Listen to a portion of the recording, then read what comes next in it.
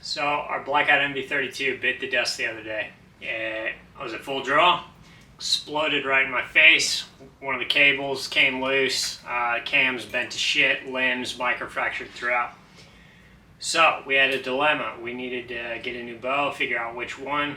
Y'all's comments were very helpful. I read every single one. I tried to reply to all of them like I always do. Thank you guys for that. I did my own reading online, and I talked to the local pros at Outhouse in Waco, Texas, and they kind of fitted me with a couple different ones. I went upstairs. There's a range up there that's really great. Tried out a few, and the one that I ended up going with, I'll give you guys a hint. You know how they always come with hats. Mathews. So, what did we get? We ended up going with the, here I'll show you here, all black Mathews Lift 33. Beautiful, beautiful bow. I like the overall balance of this. There were two reasons that I got the 33 instead of the 29.5. And I tried a couple of the Bowtechs as well. I just like the Mathews better. I really was semi-unaware of how dead in hand a bow could feel. And these perfectly parallel limbs, the forces cancel when the limbs reach their terminal state. You got a force going up, force going down. Everything just cancels out and goes to nil. One of the other things I took into consideration was the extra height, right? So the 33 instead of 29.5, it's going to be steadier in side-to-side torque. So like clockwise, counterclockwise torque. So that's going to be steadier. I really liked that. Normally, I don't really have issues holding my windage.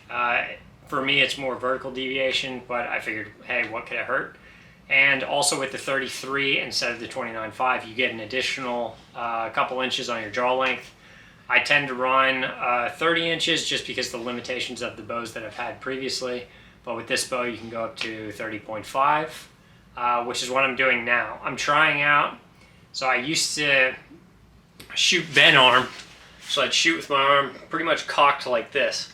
And some guys will shoot straight. I hate that. You want a little bit of bend, but you don't want it probably as bent as I was. And I was always shooting like this.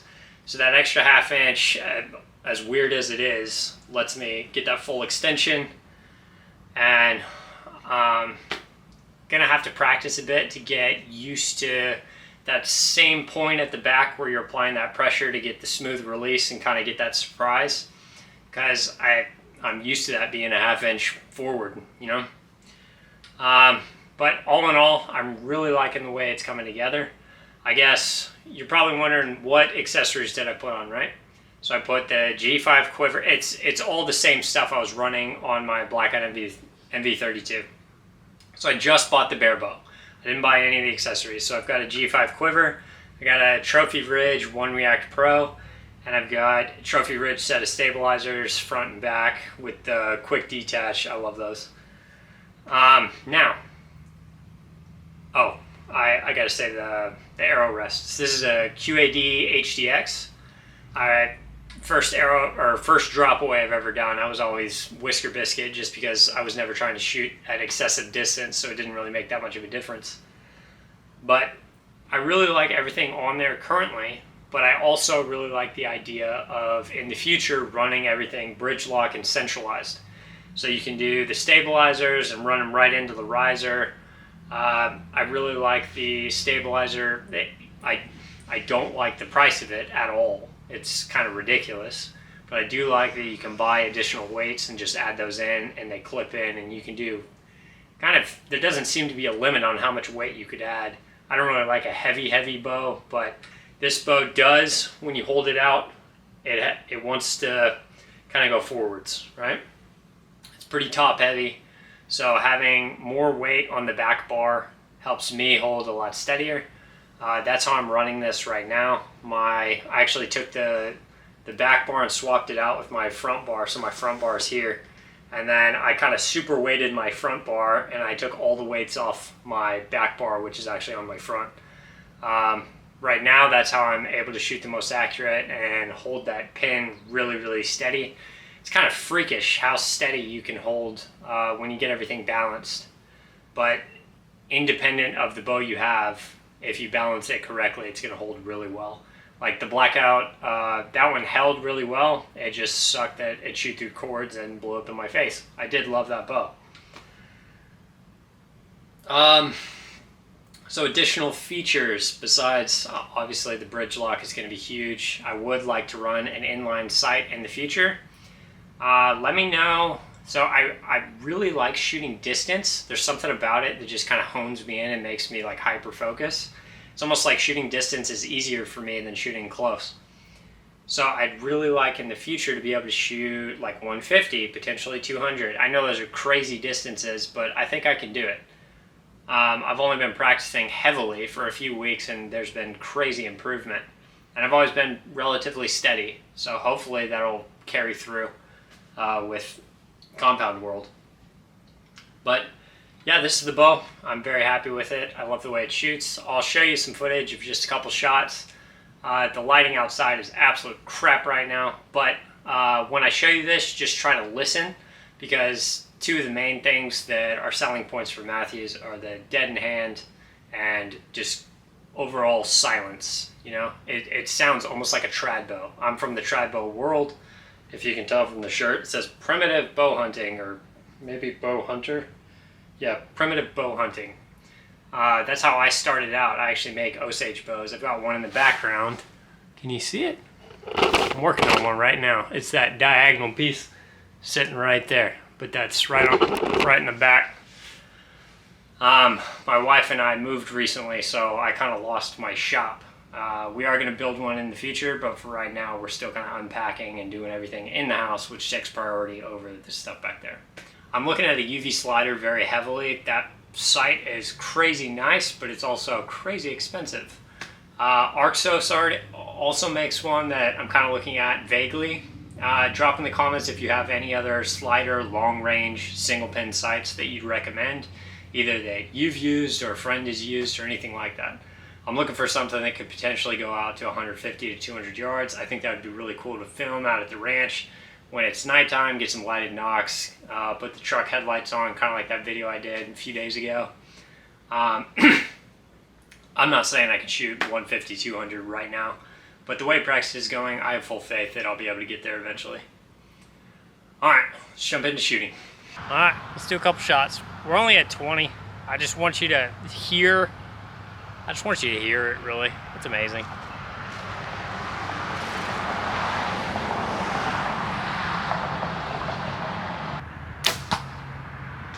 It's not like you buy a new bow and your shot just completely changes. At the point where my bow broke, my groups were getting pretty ridiculous.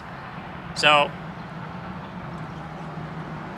it's not like I bought this bow and now I can shoot lasers, or I'm never gonna have a bad shot again. That's not the way it works.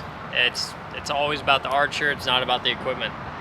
I just wanted something that I can kind of grow into, and I'll know that my abilities will never exceed that of this bow, which is probably true for a lot of bows, but had to do it.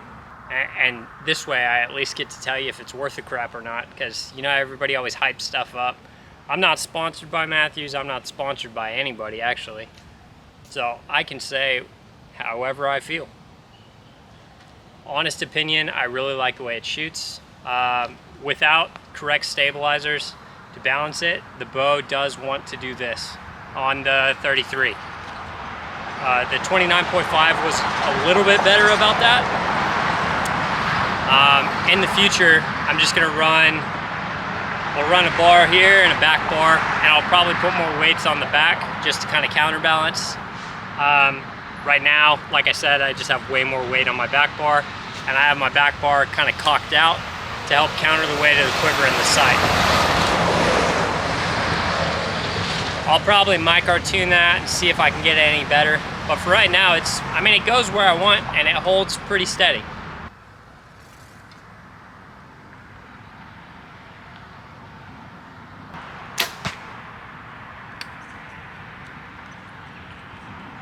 Having that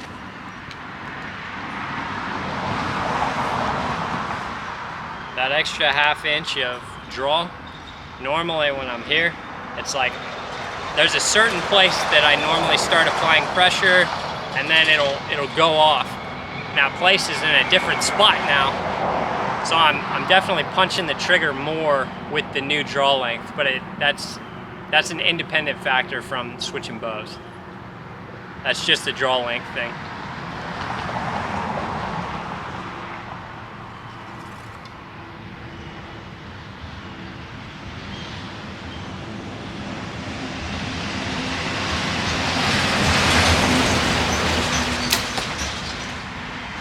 That was better. I tried to really concentrate on my draw hand.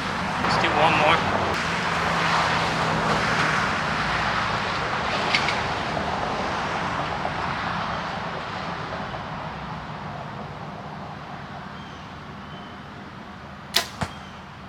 So, overall, feelings on the bow. I love it. I'm very happy with my purchase. I look forward to purchasing kind of the fancy little stabilizers, the bridge lock, all the things that fit in the riser, reading more about that stuff. I would like to fully deck it out in the future, and those are things to look forward to. But right now, I'm going to keep grinding on my practice, keep getting better week by week, and you guys, you already know, you can look forward to an update. So the last one was supposed to be September 15th, so we'll do a new one September 22nd. And then we'll probably do one near the end of the month, maybe the 31st or something like that. I don't think Mathews is better than any other brand or anything like that. To be honest, I don't know all that much about compound stuff. I try to learn on the fly. I do learn pretty quickly. I ask a lot of questions, probably ad nauseum sometimes. But I'm not saying you got to get a Mathews or anything like that. It's just I shoot my bow every single day, a couple hundred shots. So because I do it so much, I just wanted something that I would feel very comfortable using and feel safe with to continue that practice. And I know I'm never going to outgrow this bow because the best people in the world they kind of abide by Hoyt and Mathews. Those are both fantastic brands. The people I've talked to have said it's kind of Mathews leading the race, and then just below them is PSE and Hoyt. Let me know if that's valid. That's not really my opinion based on anything. That's just some of the guys that I've talked to who seem like they know a lot about compound. That's the information that I was given. So drop in the comments what your favorite brand is, what your favorite bow is, and please include why. I always like reading the different technologies that different bows have, the different cam systems, just anything like that. I really like kind of mechanical things. So list all the things that you think is valuable to know from one brand to the next, and kind of differentiating mechanical factors or just other added benefits that help separate one from the other and help you make your choice. So in the future, if I ever get a backup or anything like that, maybe I'll go with one of your suggestions. All in all, I hope you're happy with the bow choice. Oh, we had I guess I gotta read you guys this. This is funny. So, the guy at the bow shop, I really like that guy. He's just a great dude. I told him I wanted an all black Lift 33, right? And I said, hey, you guys gotta help me name it. And Alan's wife's name is Pat, and they're both a hoot, right? And Pat starts just saying bullshit right away. And some of the stuff is a scream. You gotta have a sense of humor if you're gonna hang out with those guys, though. You can't be like thin-skinned. But I go upstairs and I'm shooting the bow, and as I'm shooting it in and getting sighted, I come back down and they have this piece of paper here. I'm gonna read off their recommendations for the name, because it is all black and freaking amazing. My two criteria, I said, take into account that it's all black, and take into account that it has to be like a woman's name or something like that. Okay, so what we got so far, we got Night Stalker, kind of mid. Lethal Shadow, that's pretty dope. Just straight up Shadow. And I don't know if y'all ever played Sonic the Hedgehog growing up. But isn't Shadow like the black one? Like the hedgehog that's black? He's like black and red, and he was always the badass one. So I'm leaning towards that name just because it reminds me of Sonic's cousin or brother or whatever the hell he is. This one's also cool. Black Death. And then Pat said since you wanted a female destination, or I think he meant designation. These are Pat's two names. Black Mama, which, okay, I don't know if I want my beau being a mother, or Black Betty. So the two that I'm leaning the most towards is Black Death and Shadow. I think Shadow is pretty cool. You guys drop in the comments any names that you can think of that relate to that beau. I've always liked black. I don't know why I like black. Darth Vader was always my favorite just because he wore black. I didn't even care that he was the bad guy. He wore black, so he was my dude. Alright, well, I hope you guys enjoyed listening to me talk about the bow for a little bit. I will do a practice session soon so you can see the groupings. That bow holds real steady, man. It's weird.